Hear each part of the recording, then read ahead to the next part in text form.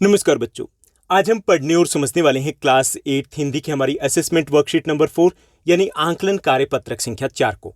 यह आपकी 27 सितंबर 2021 की वर्कशीट रहेगी। यह आपकी जो असेसमेंट वर्कशीट होती है आपके क्लास टेस्ट या फिर यूटी की तरह होती है। सो आपसे उम्मीद की जाती है, एक्सपेक्ट किया जाता है कि आप इनको खुद कीजिए। अगर आप खुद कर सकते हो दैट्स ग्रेट, बहुत अच्छी बात है, क्योंकि खुद करोगे तो खुद का आंकलन या मूल्यांकन कर पाओगे। आपने कितना पढ़ा, कितना समझा, कितना सीखा, कितना आपने जाना। अगर आप खुद नहीं कर सकते या खुद नहीं करना चाहते तो भी एटलीस्ट ट्राई जरूर कीजिए।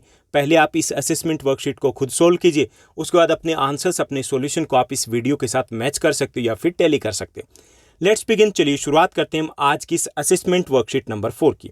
आज की इस असेसमेंट वर्कशीट नंबर 4 में टोटल 10 क्वेश्चन रहेंगे। क्वेश्चन नंबर 1 to 4 है, ये आपके 1 मार्क रहेंगे, 1 अंक वाले रहेंगे। क्वेश्चन नंबर आपके 5 to 6 हैं, जो 5th और 6th है, ये आपके 2 मार्क रहेंगे यानी कि 2 अंकों वाले रहेंगे। और क्वेश्चन नंबर 7 to 10 है, ये आपके 3 मार्क रहेंगे यानी कि 3 अंकों वाले रहेंगे। यहाँ पर सबसे पहले हमें एक पद्यांश दिया गया, इस पद्यांश को समझते हैं। ये है भगवान के डाकिए कविता से लिया गया। पक्षी और बादल, ये भगवान के डाकिए, यानी कि जो पक्षी और बादल होते हैं ये भगवान का संदेश लेकर के आते हैं, ईश्वर का, ऊपर वाले का संदेश लेकर के आते हैं, जो एक महादेश से दूसरे महादेश को जाते हैं। ये एक बहुत बड़े भूभाग से दूसरे भूभाग तक चले जाते हैं। जो पक्षी होते हैं, बादल होते हैं, इनको किसी भी देश की सीमा नहीं रोकती। ये एक देश से दूसरे देश में आसानी से पहुंच जाते हैं। हम तो समझ नहीं पाते, हम तो नहीं समझ पाते कि ये क्या संदेश लेकर के आते हैं, क्या मैसेज लेकर के आते हैं, मगर उनकी लाई गई चिट्ठियां पेड़, पौधे, पानी और पहाड़ बांसते हैं। बांसने का अर्थ है पढ़ते हैं। लेकिन उनके संदेशों को पेड़, पौधे, पानी और जो पानी है, पहाड़ है, वो इनको समझ पाते हैं, वो इनको पढ़ पाते हैं, उस संदेश को वो महसूस कर पाते हैं। हम तो केवल यह आंकते हैं कि एक देश की धरती दूसरे देश को सुगंध भेजती है, लेकिन हम तो सिर्फ इतनी चीज़ को समझ पाते हैं कि एक देश की खुशबू है वो दूसरे देश में पहुंच पाती है। लेकिन हम जो भगवान के, ऊपर वाले के जो संदेश हैं, उनके जो संदेश होते हैं, मैसेज होते हैं, वो हम नहीं समझ पाते। उनको केवल पेड़, पौधे, पानी और पहाड़ है वो समझ पाते हैं, वही उनको पढ़ पाते हैं। और वह सौरभ हवा में तैरते हुए पक्षियों की पंखों पर तैरता है। सौरभ मतलब खुशबू, महक, और जो महक है वो पक्षियों की पंखों पर तैरते हुए एक देश से दूसरे देश में पहुंच जाती है, एक स्थान से दूसरे स्थान पर पहुंच जाती है। और एक देश का भाप दूसरे देश में पानी बनकर गिरता है। एक देश का भाप है वो दूसरे देश में क्या बन के गिरता है? पानी बन के गिरता है। वैसे भाप है वो स्त्रीलिंग शब्द होता है, भाप उड़ती है, उड़ता नहीं है, लेकिन यहाँ पर उसको पुल्लिंग के तौर पर यूज किया गया। भाप कैसे पानी भर के बरसता है कि जब वाष्पीकरण होता है तो ऊपर की तरफ उठते हैं, जलवाष्प उठते हैं ना, उसी से बादल बनते हैं, और ये बादल न जाने कहाँ जा करके बरसेंगे।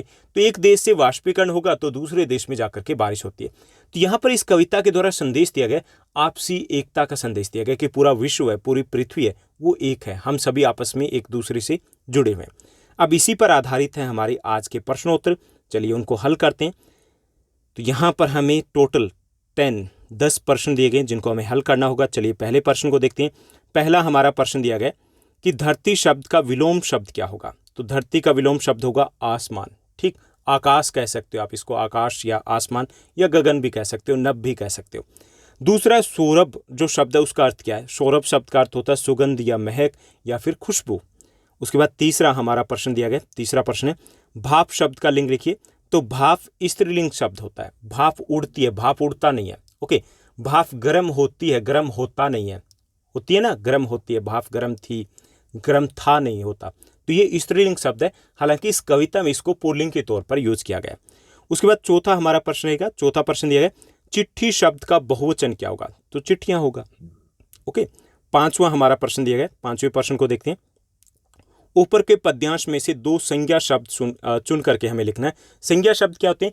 किसी व्यक्ति, वस्तु, स्थान, भाव इत्यादि के नाम को हम संज्ञा बोलते हैं। तो यहाँ पे पक्षी और बादल क्या है? ये संज्ञा शब्द है। ओके, उसके बाद छठा हमारा प्रश्न रहेगा, छठे प्रश्न को देखते हैं। बादल शब्द के 2 पर्यायवाची शब्द लिखने। तो मेघ या घन या घनश्याम भी हम बादल को कह सकते हैं। उसके बाद सातवां हमारा प्रश्न है भगवान के डाकिए कौन है। तो पक्षी और बादल है, ये भगवान के डाकिए होते हैं।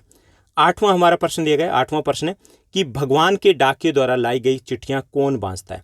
तो भगवान के डाकिए द्वारा लाई गई चिट्ठियां पेड़, पौधे, पानी और पहाड़ बांसते हैं। उसके बाद 9वां हमारा प्रश्न रहेगा, 9वां प्रश्न दिया गया हम केवल क्या आंकते हैं, किस चीज़ का अंदाजा लगाते हैं। हम तो केवल यह आंकते हैं कि एक देश की खुशबू या सुगंध है वो दूसरे देश में कैसे पहुंचती है, सिर्फ यही आंक सकते हैं हम। भगवान के ऊपर वाले के जो संदेश है, चिट्ठियाँ, उनको नहीं पढ़ सकते। उसके बाद 10वां हमारा प्रश्न रहेगा। 10वां प्रश्न है कि एक देश का भाप दूसरे देश में पानी बनकर गिरता है। इस पंक्ति का अर्थ अपने शब्दों में लिखना है।